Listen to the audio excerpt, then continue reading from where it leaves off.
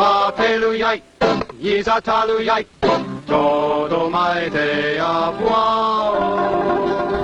မောင်လူမျိုးတွေအတွက်တကယ်ကိုဂုဏ်ယူစရာကောင်းတဲ့ပုံကိုကြောက်အကြောင်းဒီနေ့ပြောပြချင်ပါတယ်ရှင်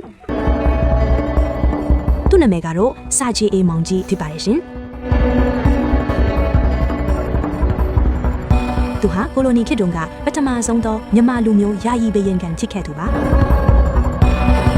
ဒီနေ့ခေတ်လူငယ်တွေကြားမှာတော့သူဘလို့ဘယင်ကန်ချစ်ခဲ့တယ်လဲဘလောက်တောင်ထူးခြားခဲ့တယ်လဲဆိုတာသိမသိကြတော့ပါဘူးဒါကြောင့်မုံလူမျိုးယာယီဘယင်ကန်စာချေအေးမောင်ကြီးရဲ့ဘဝဆက်ကြောင်းလေးကိုပြန်ပြီးလေ့လာကြည့်ရအောင်နော်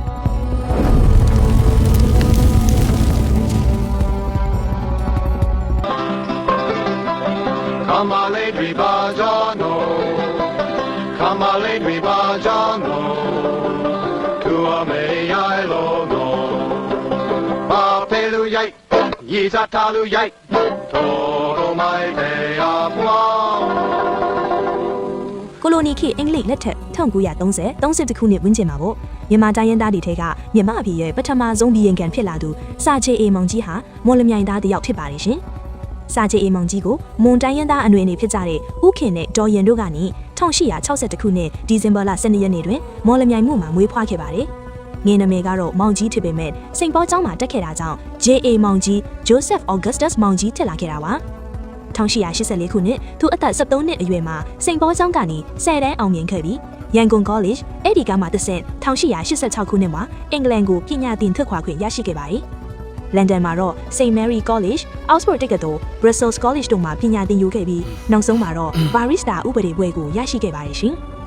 1900ပြည့်နှစ်ဝန်းကျင်မှာတော့အင်္ဂလန်ကနေမြန်မာပြည်ကိုပြန်လည်ရောက်ရှိခဲ့ပါတယ်အဲ့ဒီနောက်ရန်ကုန်မြို့မှာ17နှစ်ကြာဝစ်လုံအလုံးနဲ့အသက်မွေးဝမ်းကြောင်းပြုခဲ့ပါတယ်1910ခုနှစ်မှာထိုင်းနိုင်ငံချင်းမိုင်လမ်ပန်းမြို့ကဒေါ်ဖွားမင်းနဲ့အိမ်အောင်ကျခဲ့ပြီးတမီးလေးဒေါ်ခင်မြင့်ကိုဖွားမြင်ခဲ့ပါတယ်1919ခုနှစ်မှာတော့ British အစိုးရကသူ့ကိုဘီယင်ကန်ရဲ့အတိုင်ပင်ခံရာထူးခန့်အပ်လိုက်ပါတယ်အဲ့ဒီအချိန်ကစပြီးနိုင်ငံရေးလောကထဲကိုခြေစုံပစ်ရောက်လာခဲ့တာပေါ့1923ခုနှစ်မှာ9000စာအမှတ်ဖြစ်ခဲ့တယ်လို့တစ်တော်ရေယာဝင်ကြီးအထက်တာဝန်ထမ်းဆောင်ခြင်းလေတစ်တော်ဌာနတိုးတက်အောင်စွမ်းဆောင်နိုင်ခဲ့ပါတယ်ဒါအပြင်ဟိုက်ကုတ်တရားကျူကြီးပြည်ထရေးဝင်ကြီးချုပ်ရာထူးတွေအထိရရှိခဲ့ပြီး1929ခုနှစ်မှာတော့ဗြိတိရှအစိုးရကစာလူကွက်ကိုဖိတ်အပ်ချင်းမြင်ခဲ့ပါတယ်ဒါကြောင့်စာချေအီမုံကြီးလို့အမည်တွင်ခဲ့တာဖြစ်ပါတယ်ရှင်ထူးခြားတာကတော့1930ခုနှစ်ဩဂတ်လမှာအဲ့ဒီတုန်းကဘီယင်ကန်စာ Charles Ennis ကကျမ်းမာရေးကြောင့်အင်္ဂလန်ပြန်သွားတဲ့အခါစာချေအီမုံကြီးကိုခေတ္တဘီယင်ကန်ရာထူးလွှမ်းပြောင်းပေးအပ်ခဲ့ပါတယ်ခေတ္တဘီယင်ကန်ဆိုပေမဲ့ဘီယင်ကန်အဖြစ်ကျမ်းသစ္စာကျွင်ပြီးတရားဝင်လှုပ်ဆောင်ခဲ့ရတာပါဒါပေမဲ့ကံမကန်းစွာနဲ့ပဲအဲ့ဒီနှစ်မှာတရားဝတီမြို့ကတောင်သူလယ်သမားတွေရဲ့မြေတော်ဝင်လျှော့ကြားရေးအတန်းနာခံလွှာကိုပယ်ချခဲ့မိတာကြောင့်ဆရာဆန်ဦးဆောင်တဲ့တောင်သူလယ်သမားပုံလန်မှုတွေဖြစ်ပေါ်ခဲ့ရပါတယ်နိုင်ငံရေးလောကကနေအနားယူခဲ့ပြီးချိန်မှာတော့စာချေအေးမောင်ကြီးကဘာသာရေးနဲ့စာပေဘက်ကိုပဲဦးစားပေးဆောင်ရွက်ခဲ့ပါတယ်သူဟာဘာသာစကား9မျိုးကိုကျွမ်းကျင်ပိုင်နိုင်တယ်လို့ဗုဒ္ဓဘာသာနာတော်ကိုလေအလွန်ပဲဆွေးမြေ့စွာယုံကြည်ခဲ့သူဖြစ်ပါတယ်ဘဟင်ကန်ဘဝကလေးကတနေ့ကိုဂုံတော်1000ပတိစိတ်လေးရှိလေလို့ဆိုကြပါတယ်တထုံမြို့ဇင်းကြိုက်တောင်မှာလဲ8000မိနဲ့တင်ပြင်းခွေဗုဒ္ဓရူပဖွားတော်တစုလူတန်းခဲ့ပါသေးတယ်တချို့ကသူ့ကိုခရီးယန်လို့ဆွဆွဲကြပေမဲ့တကယ်တမ်းမှာတော့သူဟာကွယ်လွန်တဲ့အထိဗုဒ္ဓအယူဝါဒကိုအလွန်ယိုသေးကိုက်ရှိခဲ့သူဖြစ်ပါတယ်